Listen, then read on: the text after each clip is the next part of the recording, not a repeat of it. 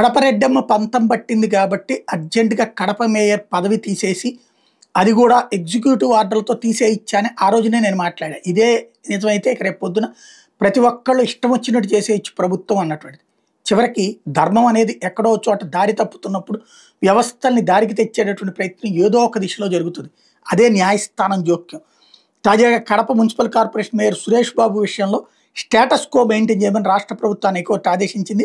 Mayor పదవి నుంచి సురేష్ బాబును తొలగిస్తూ పురపాలక శాఖ ముఖ్య కార్యదర్శి చిత్రంలో జోక్యం చేసుకునేందుకు నిరాకరిస్తూ ఇంతకుముందు సింగిల్ జడ్జి ఇటీవల ఇచ్చిన మధ్యంతరోత్తుల్ని రద్దు చేసేసింది. తద్వారా పూర్తి స్థాయి వాదనలు వినిపించేందుకు సురేష్ బాబుకి సముచిత సమయం ఇవ్వాలని అధికారులకు స్పష్టం చేసింది. న్యాయమూర్తులు జస్టిస్ ఎన్ హరినాథ్, జస్టిస్ పై లక్ష్మణరావుతో కూడా దాని మాత్రం గురువారం ఈ మేరకు ఉత్తర్వులు ఇచ్చింది. తద్వారా ముందు అసలు ఏమి వినకుండా ముందు తీసి అవతల పడేయడం ఏంటి అనేటటువంటిది తేల్చి చెప్పింది. అతన్ని మళ్ళీ మేయర్గా కొనసాగించింది.